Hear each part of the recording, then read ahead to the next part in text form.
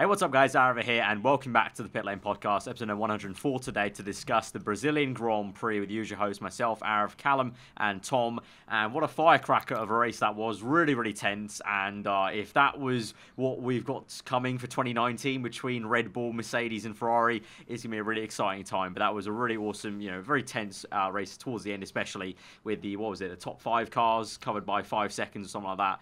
Really awesome to see. But initial race reactions then, guys, from you two, Cal, Tom. Do you enjoy it? It's a good one? Yeah, really enjoyed the race. It was a nice one to just sit back and relax to, and it's rare to see such a firecracker of a race once the championship had been wrapped up, really. It was nice to see different teams, different strategies. Not in terms of tyres, obviously, strategy-wise, how many pit stops stayed the same, but different tyres coming off the back of Q2.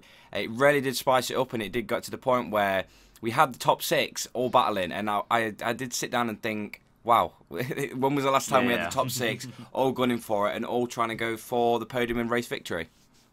I agree. I think it was a really good race. It was bubbling away all the way through nicely. It was just a good recipe for a nice sort of mix, action everywhere. Top 3 teams all over the place, and even some star performers, in the form of Leclerc getting himself in the mix there with the big boys, and all in all, just some great action. Even the McLarens got the elbows out, which was good to see as well. So good to see. And I think also shame for Ericsson, who qualified 6th. That would be a painful one for him. But all in all, I think one of the races of the season has to be said. Really good race. Talking about getting elbows out, we'll move to the biggest incident of the race before we kind of talk about the actual race itself. And the racing was obviously Verstappen and Ocon. Verstappen was leading the Grand Prix ahead of Hamilton after basically whizzing past him into turn 1, and then into that same turn 1, lapping Ocon, and then Ocon going for a lunge, unlapping himself around the outside, making some contact then at turn 2, the second part of the Senna S, and both of them going for a spin. And obviously, ultimately, Verstappen lost the race lead, lost the race win to Hamilton, even though he was actually catching back, which in the end made for a very tense last few laps, because you had both Red Bulls going to attack their respective people in front of them, Ricciardo and Raikkonen. Verstappen and Hamilton really was the charge of the Bulls at the very end. But let's talk about that incident. So first of all, we'll talk about the actual on-track stuff, because there was some off-track stuff afterwards.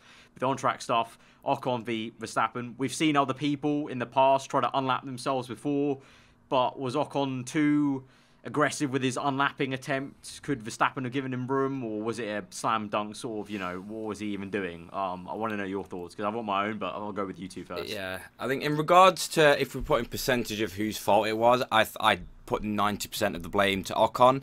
I mean, I'll explain my 10% now. The 10% to Verstappen is, at the end of the day, I feel like if we put it to just 2 drivers on track battling, it did look like Verstappen did turn in, and obviously he didn't bother checking his mirror because he expected Ocon not to be there. And obviously the 90% of the blame is the fact that Ocon, he's trying to lap the leader, or trying to unlap the leader, and that's the only reason he was doing that is because he had DRS assistance, which is something that maybe they need to remove, that a rule like that. The drivers who aren't on the same lap should not be able to get DRS off each other.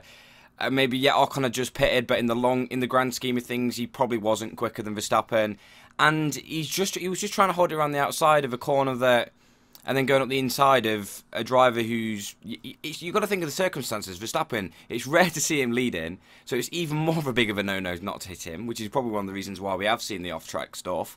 But I just don't really know. Like Otmar Safznauer, I think his name is, at Force India, he was right away trying to defend Ocon, but us and the commentators all kind of did a face palm together and go, no, there's a reason why he got a 10-second stop-go penalty for it, because it was Ocon's fault. Which is the harshest you can get, apart from a black flag, and is what Vettel got at Baku, effectively for hitting Hamilton then on the safety car. So the stewards definitely thought it was a slam dunk in that kind of way. Tom, thoughts? I don't know. Yeah, sure, I think it's Ocon's fault, but I don't think this is a black dot as a black incident as people are making it out to be. I think it wasn't even one of the ones where he just came from miles back. Like, it wasn't the one where Magnussen got past Ericsson, where he just got the power down.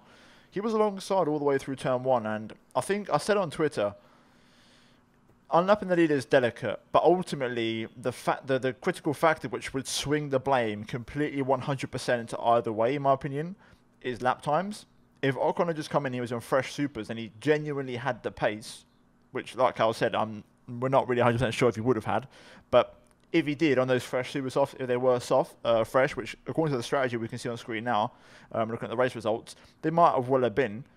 If he was faster, I think he could have had a little bit more room, maybe. I mean, I don't know. But then again, he is the leader of the race. Yeah, I don't know.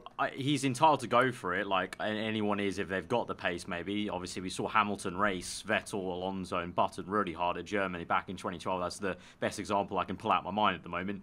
But I think that the deciding factor for me is ultimately, though, like you said, it's a delicate thing. And it's like, if you're going to go for the unlap, you have to be the one that has to make the perfect overtake to unlap yourself. I don't think there should be any onus on the guy being the one trying to lap.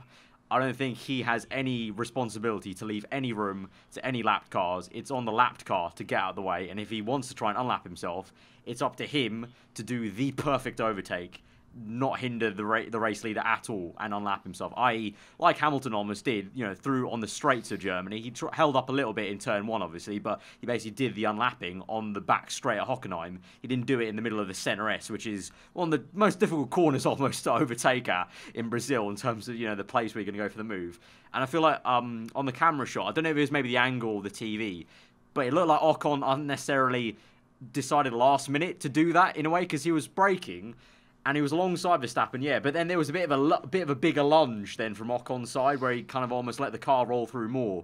And so for me, I felt like he made it kind of a bit late judgment of like, you know what, I'm going to go for it because I want to stay ahead of this Williams car, I think it was, and I want to try and just get some toe maybe on the straight then down to the end of sector 1. So ultimately for me, I think that's why I'm a bit more like I feel like it's a black kind of thing for Ocon because I feel like it was his. It depends. I just think every time I think about it, I look at it in a different way. I do. I think it's one of those things that I think if you keep looking at it, you're going to let those thoughts creep in. But I feel like in that sort of situation, when you're in the middle of a race and it's the race leader you're dealing with, I feel like the steward's decision at least should be on the split basis of, what are you doing? You're being even lapped, with son. The Hamilton thing that was brought up from Hockenheim 2012. Hamilton was in a front-running car. So that makes a big difference. That's a bigger difference and he wasn't even attacking the leader because Vettel wasn't the leader at that point. I remember it being Vettel. It was P2 or 3. So you just got to think of the circumstances. It's the leader of the Grand Prix. And I just think not only he's also got the weight of the. Bearing in mind now, Ocon's going to get a lot of bad publicity for this from all the Verstappen fans, which there are a lot of. And this is just going to drag the team down even more as well. So for a team, obviously he's a driver that's trying to fight for his seat. Obviously, he's been promised a seat for 2020, but he hasn't got one for 2019 at the moment. And he's just now dragged Force India through a load of shit that they really didn't need. They're going to get a lot of bad publicity for it.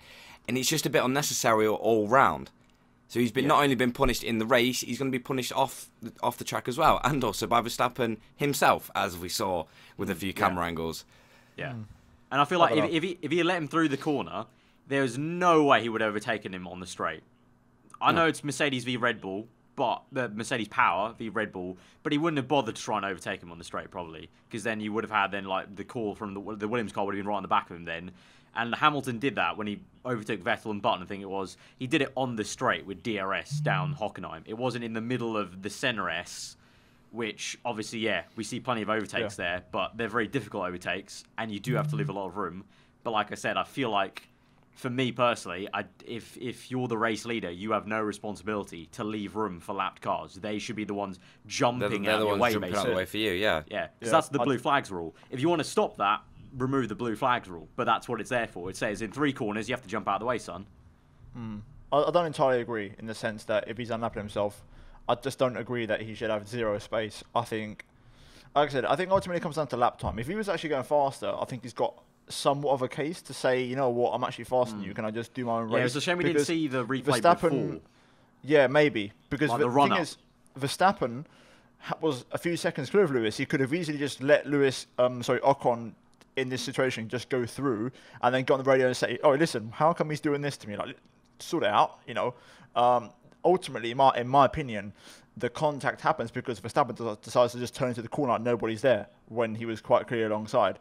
Because Ocon, I don't Clearly think, from Ocon's view, but from Verstappen's view, it's sort of like, oh, that's just a lap car. It's cool. But He's gone away. Be there. yeah, but even if I was racing in both situations, I wouldn't expect that car on the inside. You can see he's not going I to think get I out of the would. way. I fully would. I fully I would would because not. you're a lap car. Like, get out of the Yeah. fucking way. Like, you're not Maybe. in my race. You're not relevant to the race. But I Like, just at wouldn't that turn point, in. What It doesn't make sense. position was Ocon in then? Because he was fighting a Williams car, so he wasn't even that Well, far up. I don't know.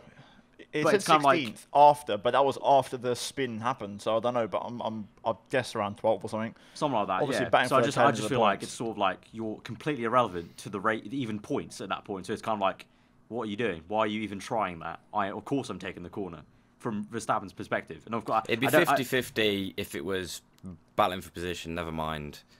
The Oh lap. yeah, a- no, if if it it was was a racing the incident- missing lap. if it was for position, it would have been a totally different thing. But obviously, that is the big thing. Is like you're literally a whole lap down here, son. Like, what are you doing?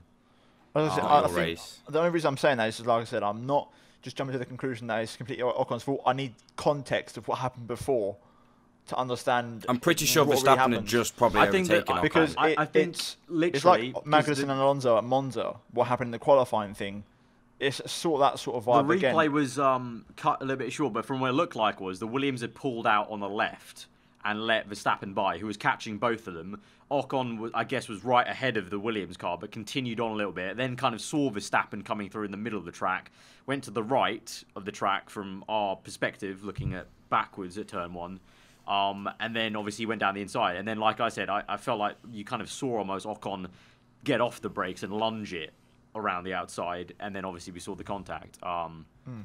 Yeah, I agree with Carl in the sense that, you know, if we could see before what happened, like if Verstappen literally just overtook Ocon and Ocon was re-overtaking himself, then no, it's just not on. It's completely Ocon's fault, and it's 90-10, if not 100% Ocon's fault.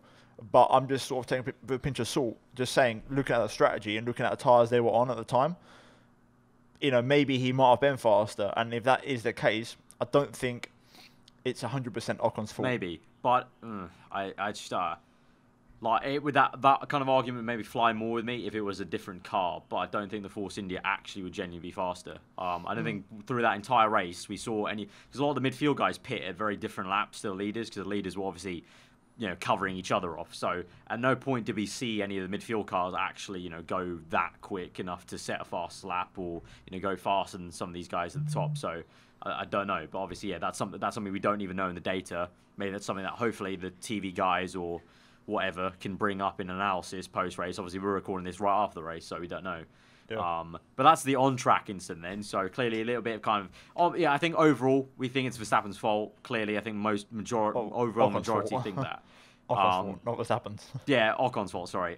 But there's that little tinge of, like, some people are now saying that Verstappen maybe made it harder for himself than he thought. It's Especially not after like Ocon came from, like, you know, 300 metres back and He was T-boned him alongside. to the side of Yeah, him. especially he after- was racing him. I think a lot of in people that got way. swayed. I think a lot of people got swayed after what Hamilton said, which I don't think is fair, because obviously he's the race winner and he's got a lot of fans. He can sway opinions, but I don't think that's fair to take what he said into context, because Hamilton said he saw the incident, but I don't think at that point he actually saw it. He sort of just, like, obviously saw Verstappen spun and saw Ocon spun and got told on the radio maybe Ocon's, like, hit Verstappen on the inside or whatever, because he said, I think the wording was like, you know, Verstappen, you know him, he's a go-getter. He, you know, sometimes goes for it, sometimes bites him back. And I think that wording swayed some of the people on Twitter to question what Verstappen was doing. And I feel like that's a bit of a silly way to look at it, just because of what the race winner said. I don't know. Yeah, what Hamilton said is pretty much irrelevant in that case. But, you know, the thing that sways it. Go on, Tom. Before No, people. There's going to be people that do point to conspiracy theories. You know, the Max fans will say, "Oh, as if you've got that right. No, go away. Just go before, away. we haven't even mentioned it because we don't even for a second believe. Yeah, that. no, Okay, yeah. let's I made just put that to one side. the biggest obvious joke on Twitter, and even I had to quickly subtweet and go, "If you think I'm not taking the piss, then get out of my mentions," because I was literally taking the biggest piss ever about there being some conspiracy. It was literally just two people racing. The major way that is going to swing now is what happened off track, and if you haven't seen it and you're not caught up, basically Verstappen started pushing Ocon quite a bit when they were trying to get weighed. Obviously, Ocon looked very timid. Probably not the right word. Just quite, to himself, a little bit innocent. He did look quite apologetic. He was smiling a bit, trying to kind of, put a hand up almost to kind of maybe handshake or something like that, or just get some personal space away from Verstappen. And he was just kind of like whatever Ocon was saying, I guess, was triggering Verstappen even more. He was trying to square up to him and did keep pushing him, pushed him off the weighbridge, and then kept pushing him off that as well. And then even Christian Horner, I saw a quote saying Christian Horner was like, he's lucky that all he got was some pushing. That was all. Well, in a way, yeah, because Verstappen doesn't win races that often. He's not leading races that often. Yeah. And I think, in any case, I think it's been a long time since the driver's been taken out of the lead by a back marker. Yeah, and in a scenario like that, it was pretty much a shoo-in win at that point. Red Bull had the pace because Verstappen even caught back to Hamilton despite having floor damage then. It was like a slam dunk win as well. So that did swing it in a way to the point where it's just like, Verstappen was very much not in the wrong, but he's just putting himself in the wrong by trying to push and shove other drivers out of the car. It's not classy. It's not sportsmanship. But at the same time, I'm not. At the same time, I'm also not in the same camp of a lot of people jumping to the whole I don't think holier than thou brigade of not on, this is disgusting, vile. Maybe because we're football fans. Maybe, or maybe just because we're guys. I just feel like that's the drama in F1 that you sometimes want bubbling away off circuit. Like I said, Red Bull pretty much are going to be number one Ocon haters because Gasly already hates his guts because of something that happened in junior karting and junior Formula, and now they're going to be teammates, so they're going to be a perfect match in heaven. But these are sort of subplots that I love to see in F1. Obviously, that maybe was a little bit, hopefully that's it. That's it. But a little bit of pushing, I personally for me, obviously, like Hal said, maybe because we're football fans, I can deal with it. A little bit of pushing. Okay, cool, fair enough. Square up to him a little bit. Yeah, cool. I mean, it's disrespectful to push and shove on the track in F1. I think F1 eyes, it is it's off the track worse as to do it on track because you could genuinely kill someone. Yeah. Off track on the weighbridge of all places, little shove and just square up. What the hell are you doing? And scare him a little bit. Whatever, cool. And then sort it out later. Hopefully, eventually they do talk a bit more civilly, maybe whether it be over messages or in person at some point. Maybe, or they just go their separate ways and never talk to each other ever again. I don't know, but if it ends there, that's cool by me at least. I don't know. I don't agree with the pushing at all. Personally, I don't agree with it. I think it's a bit over the top, personally. But maybe that's just me. You can understand the emotion, though. There is a lot of emotion. Oh yeah, of course, yeah. But I've seen a lot worse. He's still a little bit. I've seen a lot worse, and drivers don't do that. At the end of the day, I think Verstappen, and I tweet it out. I don't mind that he's doing that in a way because I understand the frustration, but he's not the right person to be complaining about those sort of things, especially considering his track record. I think other people have a case against him to do the same thing, and they haven't done. So I think in a way, in the mirror, have a little look at yourself before you kind of. Pretend that you're just the massive victim here, But I understand the frustration. I get it totally, but I don't know. I feel like it's hot. The tinge for me that just paints over is the fact that the scenario is just it's a lap car again. Verstappen's done stupid stuff, way stupid stuff, while he's racing cars for position. Whereas it's true. That's why I feel like he could get even more. That's why I feel like clearly he's got even more vex than he would do. Maybe he's clapped back on the team radio before when he's had incidents, but never like this because obviously I think this is even more vexing because it's just a lap car, and that goes back to my kind of sentiment of you're not even in the same race, you're not even relevant to the situation. So what are you doing? Yeah. But that's that. I don't know if there's anything more that's gone off on Twitter about, anything that's happened again. I'll have a look while we discuss the rest of the race and see if there's any more updates on that. But let's go on to the rest of the race then. Let's go through team by team, I guess. Probably easiest to do that. So Mercedes, obviously Hamilton won the Grand Prix. Gifted it pretty much. He was struggling on his tyres, especially in the medium tyre towards the end of it. And it was a weird strategy call. Some people are saying, why didn't Hamilton just stay out? Because I feel like Hamilton was controlling the race in the first stint, and I think even he said on the radio, or something like that he wanted to stay out, and Merck brought him in, so that was a bit weird.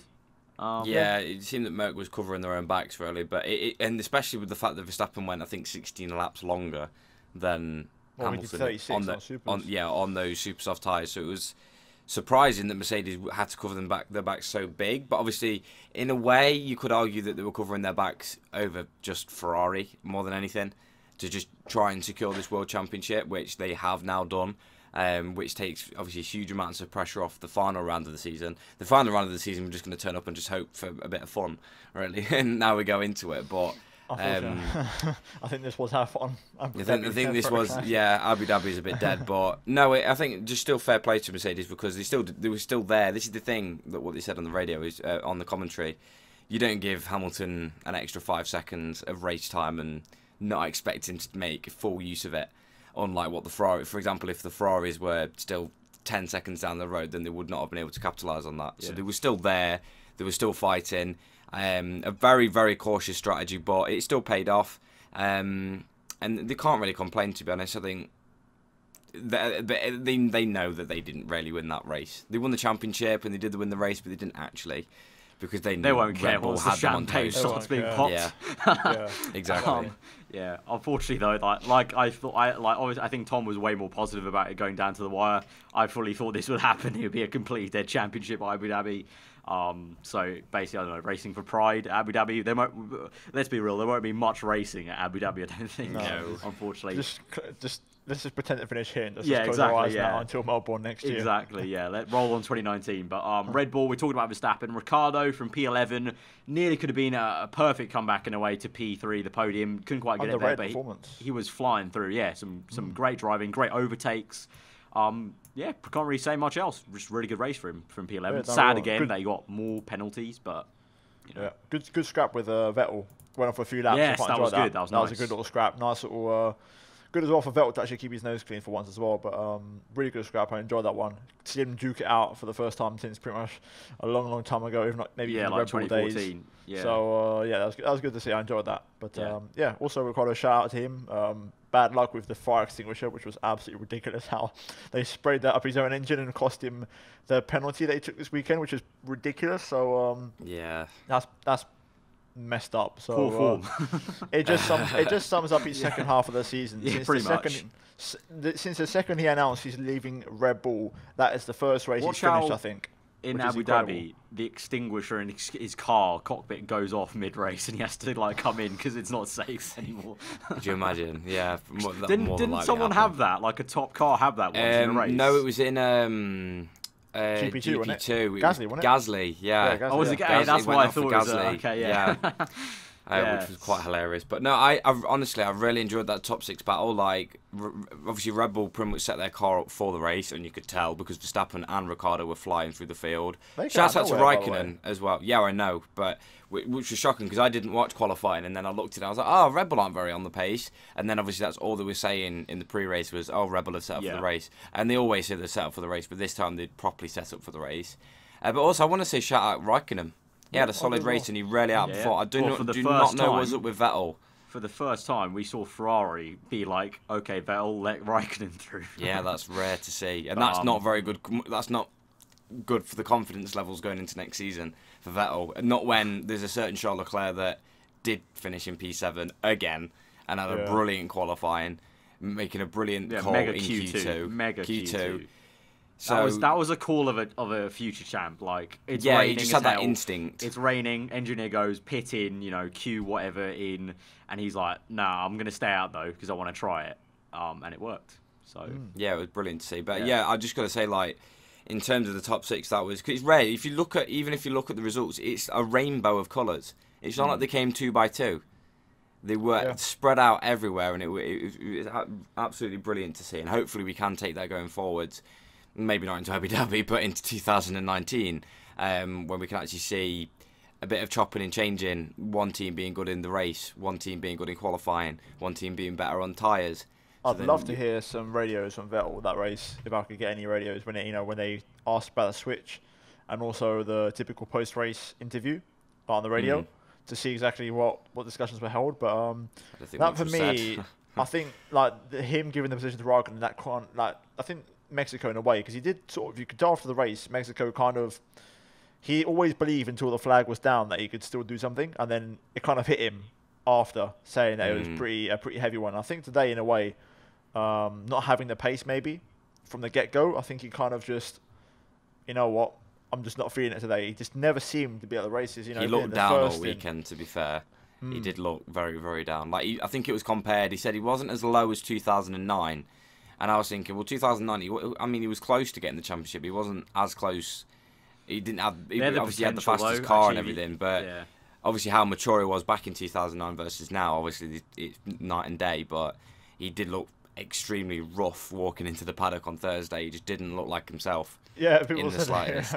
He looked tired. Yeah, he looked like he'd been on some 5-day bender. I think our friend Nino was like, because Nino's been doing like some late shifts at his job. He was like, he looks like me. Basically, he's got like bags under his eyes, looking really worse wear. So yeah, a bit of a weird stitch. Obviously, I think the winter break much needed for Sebastian to recharge his batteries and get back to just looking more alive in the paddock. Bring back the aerodynamic haircut. Bring it back. Yeah. Well, we talked about Leclerc, really. Obviously, we said shame about Ericsson, especially after the qualifying he did. Nothing more to say from me. He just lost so much downforce that it was just undrivable, pretty much. A shopping trolley. His car was, self-destructed on the way to the grid. Then it self-destructed into turn 2.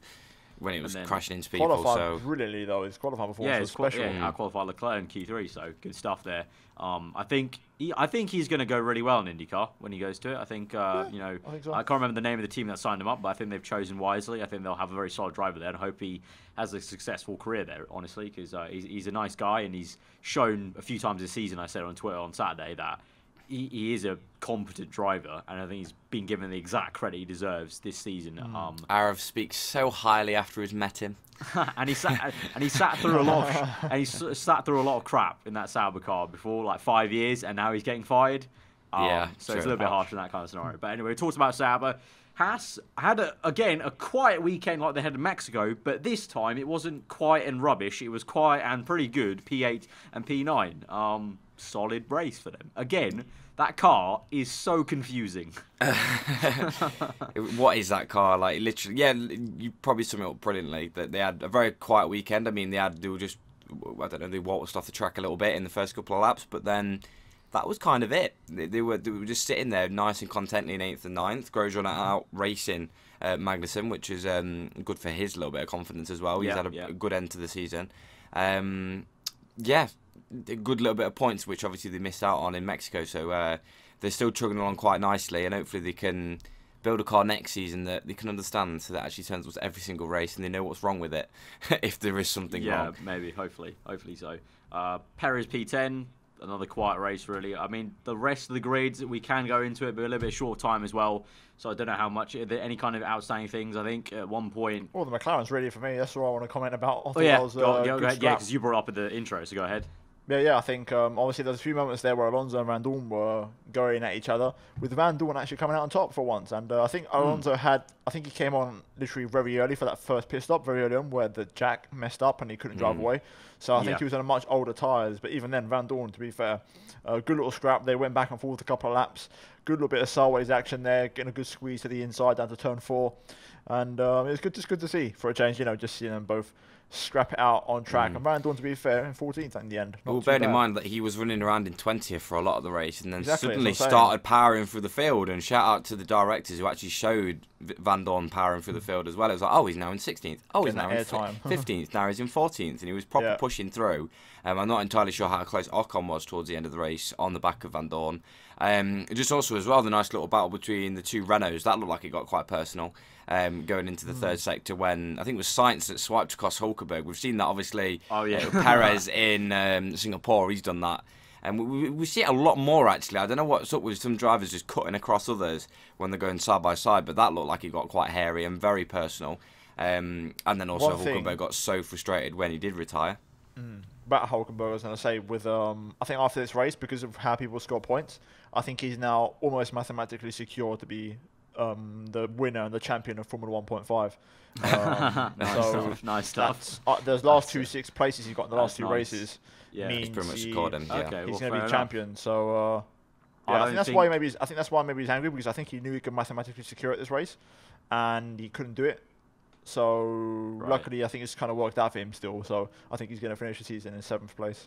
Okay, fair enough. Well, good stuff for him. He's been quite pretty consistent. He had a little bit of a fall off tiny kind of bit. with the car, really. It wasn't really him. It was Well, yeah, him it was and the car falling off a little bit, yeah. So he kind of just did the maximum the car could really do, and in the end, it wasn't even his fault for the retirement. Radiator overheating, engine overheating. So pretty much I think that's it for the race. One final thing, I've looked on Twitter whilst you two were talking about it. Apparently Ocon and Verstappen have been called to the stewards for that off-track altercation. So we'll see what they do. I can't remember the last time that's happened in the past where it's been an off-track thing. I imagine it'd be a case of a fine because it's not a driving incident. So I think it'd be utterly stupid to have any kind of penalty point. And you can't do penalty for points a car. So I think purely it's gonna be a disciplinary fine probably for Verstappen for just pushing him because I think Ocon's playing. Well, obviously he can play the victim card, but he's playing the victim card of. I think in the quote he said it was violent and unprofessional. Obviously it's unprofessional. I don't know how violent a push is to be honest, but there you go. So I imagine, because we're recording this on Sunday, by the time we've released this on Monday, early in Monday, you guys will already know the result watching. So I'm going to guess it's going to be a fine for Verstappen. I don't know. More than likely. I mean, to be fair, a lot of people criticised Ocon's penalty in the first place because he was out of the points. If you're out of the points, then a penalty isn't very effective. They do that all the time, don't they? Yeah. They always penalise. It's much better just to give them a grid drop. Because I feel like it was still very much out of order, and I mean, if you're giving the second harshest penalty that you can give during a race, and they're outside the points, there's just no real point in giving it them. You're out of the points, and now you're out the points. Really out of the points. Out of the points. Oh, I wonder what that's gonna hurt your championship challenge. So it doesn't really. If anything, they really should have just black flagged him if they were in that scenario. They should have just gone. Oh, well, may as well just remove him from the race. What are you doing, son? Yeah. Get out the Grand Prix. Get out now. I think Ocon will probably get plenty of points, if all the facts add up, and he just. Maybe, I think, Ocon will probably get plenty of points, I think, and it might be quite a few. Perhaps, but yeah. But Verstappen, I think. If Verstappen gets penalised, I hope it's just financial and not nothing else. It probably is a fine. If it is something on that affects his racing, I think that'd be utterly stupid. No matter how unprofessional it may be. It'd be funny if you gave it a reason. Penalty. He squared up to Ocon and tried to knock the cunt out. Can you imagine the little FIA detailing on the penalty? Why has this guy got a 5 penalty point for his car and his driving when the altercation was, it reads, quote, squared up to him in weigh scale room. He made him scared. He came towards him, angry, fist up. So that's the end of that, and I think that's all we've got time for because Tom's got a league race to go to. So that has been the podcast for the Brazilian Grand Prix. I'll try and wrap this up quickly, Tom. So if you do want to catch us on audio, as always, SoundCloud and what's the other one? iTunes is in the description below. If you do like what we're doing around here and you want to support us more directly, you can check out our Patreon page and get involved in the Discord chat as well over there. I know those guys always talk whilst the race goes on. And also, if you do fancy yourself getting a racing share and you want to support us in that kind of way, you can get one from GT Omega and use the code PitlaneF1. That will directly help us out there. Obviously, all our socials are on screen the entire time we've been doing this podcast. So I hope you guys enjoyed this one. I hope you enjoy the rest of your day, and we'll see you guys next time. Goodbye.